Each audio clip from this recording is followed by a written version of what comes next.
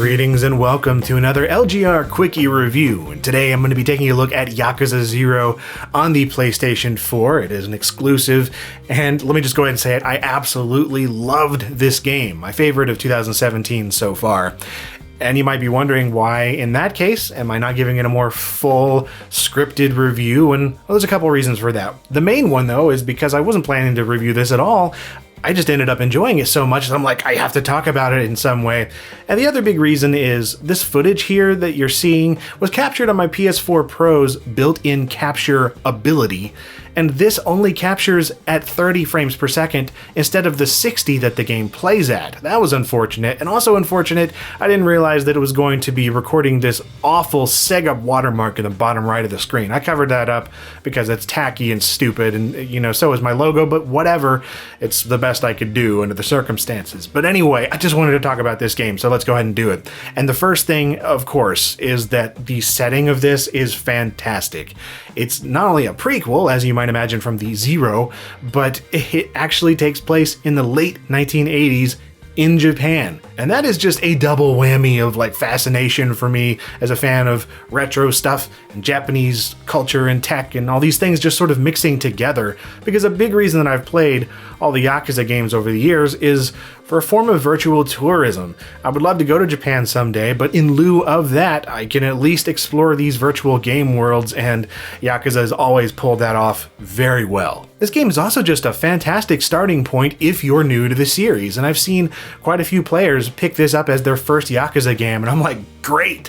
I've been a fan of them for a while, but I've always felt it was a shame that they were so overlooked in the West for so long now, and part of that had to do with some bad translations and localizations in the past, and weird releases and all sorts of stuff that Sega has done that is questionable, but this is finally getting to the point where I'm wholeheartedly recommending it. And if you're going to start with it, this is a great point to do so. New player or old though, you're going to be getting the introduction to Kiryu and Majima, longtime main characters of the series. And you do get to play as them both. And that's not a spoiler, they're in the trailers and on the front cover. But they're two stories that are very separate and then come together by the end. And the way it's done is maybe not as good as something like Yakuza 4 in my opinion, but it's a really cool story. And I was thoroughly engaged with it.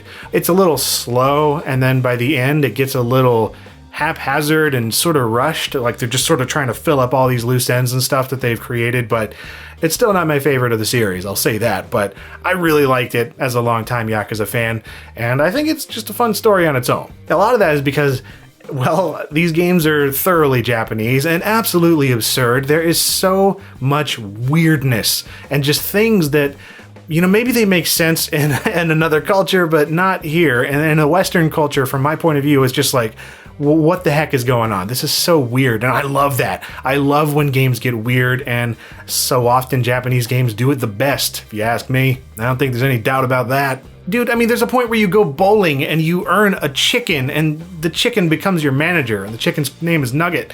That's just one little example. And man, there are so many side activities in this game, and that's one of the big appeals of this, because when you're not doing any of the main story stuff, you're in the exploration mode. And it is an open-ish world, it's a very large world to explore, but it's not like a big open sandbox like GTA is. You can't just do anything at any time, there's set areas and moments for you to do certain things, but in the exploration, you're pretty much given free reign to go and do side activities and talk to random pedestrians, and go shopping, and play classic Sega arcade games, or UFO catchers, go bowling without your cousin being involved, go to the batting cages, go to the hostess club, find an underground gambling den or fight club, go singing karaoke because why the heck not, it's Japan, going out and buying food, tasting different beers and whiskeys. I get so hungry playing these games. And there's also some really fleshed out side activities like becoming a real estate agent, a hostess club owner, and running these businesses on the side, making all sorts of money deals happen in the most absurd way. It's pretty awesome and very unique. There's just so much awesome, neat, fun side activity stuff to do, and that's a huge appeal of it. And the other really big part, of course, is the fighting, the combat, and it is just as crunchy and satisfying as ever. It never gets old. picking up a motorcycle and slamming it into a guy and then smashing their head into the ground with a street sign. It's absolutely over the top. The carnage is ridiculous, but at the same time, like, nobody's dying. I've always liked that about the Yakuza games. It treats things like death very seriously. So you're beating these people to an inch of their life, but like everybody's okay afterward and they're just sort of huffing and puffing and not bloody at all. It's silly, it's absurd, and that's why I love this. It's like, it's so serious, but at the same time, it's all over the place. And that's a good and a bad thing, because, well, I think that the story in this one, as I mentioned before, does kind of fall apart by the end. It feels rushed, and it's just sort of, I don't know, like it disjointed and didn't really know where it wanted to go. Even though this is a prequel, I felt that it left a lot to be desired in explaining some of the traits of the two main characters, as well as some of these new side characters that it introduces. Not only that, but just as a longtime player of these games, especially 3, 4, and 5, which is the PlayStation 3 generation of Yakuza games, it feels so similar to those. Mainly in the sense of the two cities that you're going through, Kamurocho and Sotenburi, which are versions of cities in Tokyo and Osaka, respectively. And these cities are the same friggin' layouts as 3, 4, and 5, for the most part. The same stores, the same activities, the same layouts of everything, and I know that's the point in this case, is going back and seeing how things changed or stayed the same, but so much of it is the exact same. To the point where I was often feeling like, wait, is this really supposed to be based in the 80s? Because there's so many things that came straight from the other games, which are based more or less now. And for a game based in the late 80s, I expected a lot more 80s. The most 80s it ever gets is when you're doing these like dance scenes and stuff like that. That's about it.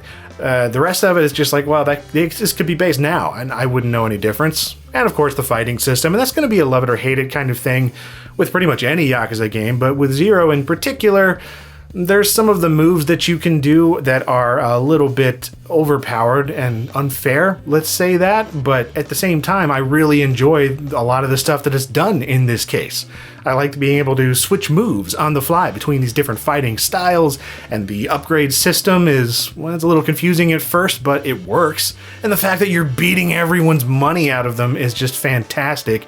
It really fits the whole Decade of Greed idea. It's got some flaws, but it's still my favorite of 2017 thus far, and a solid entry in the Yakuza series, that's for sure. I still prefer something like 4. So, like if you play this and then like jump straight to 4, you're really not going to be all that lost, because that sort of follows up pretty directly from a lot of the events that happen here. And of course 1, 2, and 3 are, it all matters. But yeah, there's certain ones that matter more than others, I would say. But I'd say this one matters quite a bit in the grand scheme of the Yakuza games. So whether you're a new or old player, absolutely recommend Yakuza 0. And if you enjoyed this LGR Quickie, perhaps you'd like to see some other Quickies or some Longies. Is that what I'm calling those now? I don't know. Whatever they are, there's new videos every Monday and Friday here on LGR. And as always, thank you very much for watching.